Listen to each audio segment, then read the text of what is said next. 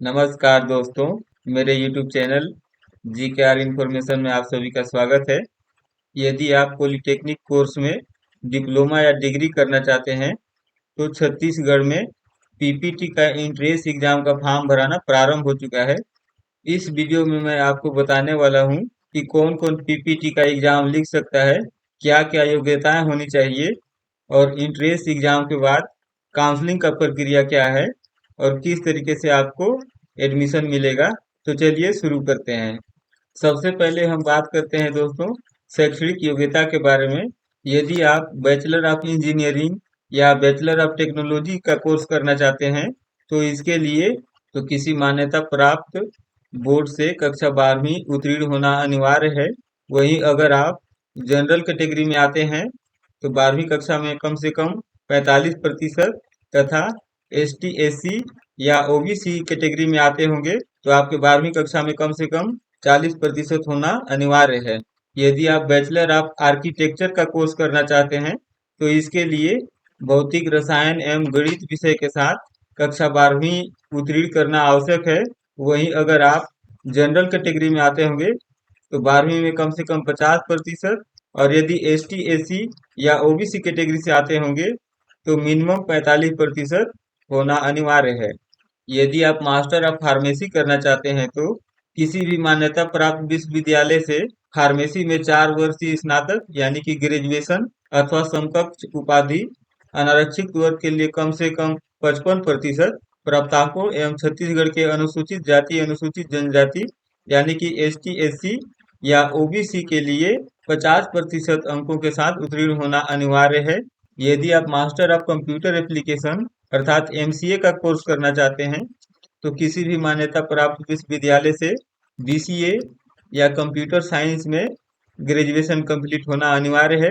General category के लिए कम से कम 50% तथा एसटी एससी या ओबीसी के लिए मिनिमम 45% होना अनिवार्य है। वहीं अगर आप किसी मान्यता प्राप्त विश्वविद्यालय से स्नातक स्तर पर गणित विषय लेकर अपना स्नातक कंप्लीट किए हैं तो भी आप मास्टर ऑफ कंप्यूटर एप्लीकेशन का कोर्स कर सकते हैं।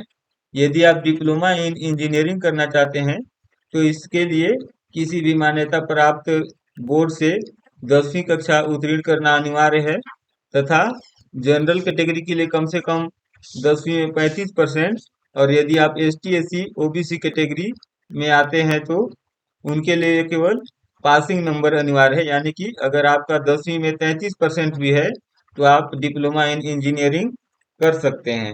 यदि आप 4 वर्ष का बी फार्मेसी करना चाहते हैं तो भौतिक एवं रसायन सहित गणित बायोलॉजी विषय में से किसी एक विषय के साथ 12वीं कक्षा उत्तीर्ण करना आवश्यक है। वहीं अगर आप जनरल कैटेगरी के अंतर्गत आते होंगे तो इसमें कम से कम 45% एवं एस टी एस सी या ओबीसी कैटेगरी में आते होंगे तो 12वीं कक्षा में कम से कम 40% होना चाहिए। और यदि आप 2 साल का डिप्लोमा इन फार्मेसी करना चाहते हैं तो भी यही नियम लागू होगा, यानी कि बी फार्मेसी एवं डी फार्मेसी वही छात्र छात्राएं कर सकते हैं जो कक्षा 12वीं में भौतिक रसायन गणित जैव प्रौद्योगिकी या बायोलॉजी से कक्षा 12वीं पास किए हैं। दूसरे कोर्स वाले बी फार्मेसी या डी फार्मेसी नहीं कर पाएंगे।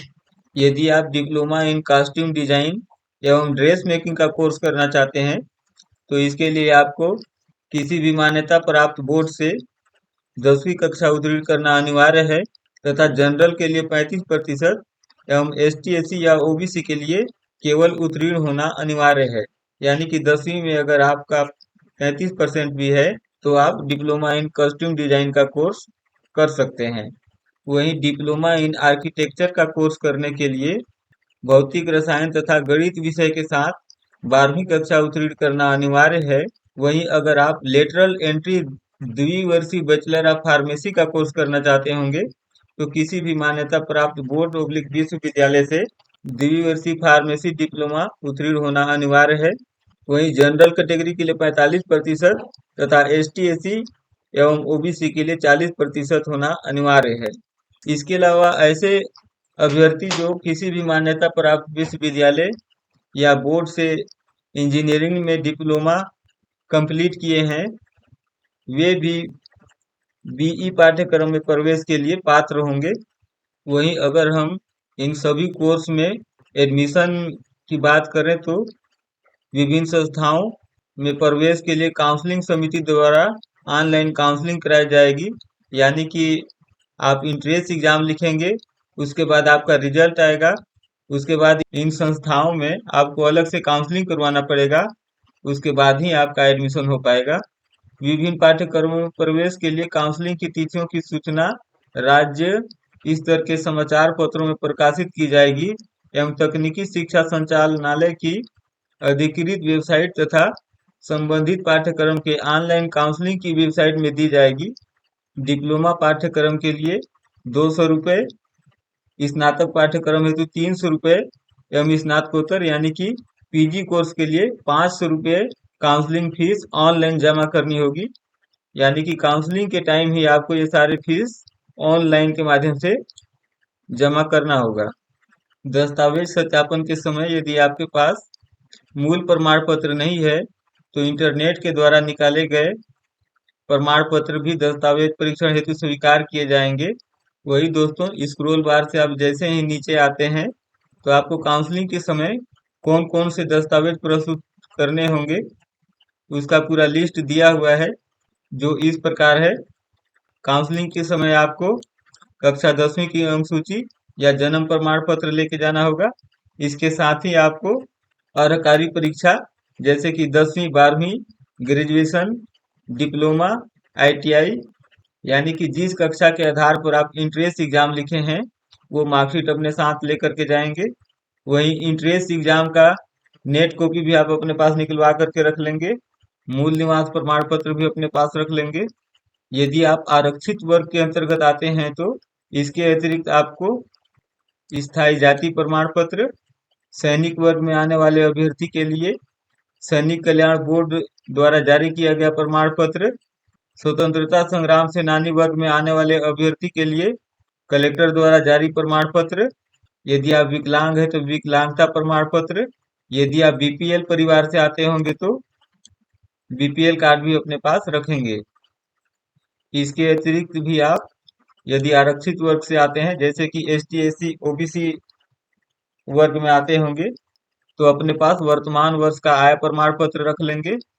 यदि आवश्यक हो तो चरित्र प्रमाण पत्र रखेंगे। वहीं यदि आपके अध्यापन कार्य में गैप हो गया है तो गैप प्रमाण पत्र भी बनवा लेंगे। और वहीं अगर आप दूसरे राज्य से हैं तो काउंसलिंग के दौरान माइग्रेशन प्रमाण पत्र भी लेकर के जाएंगे।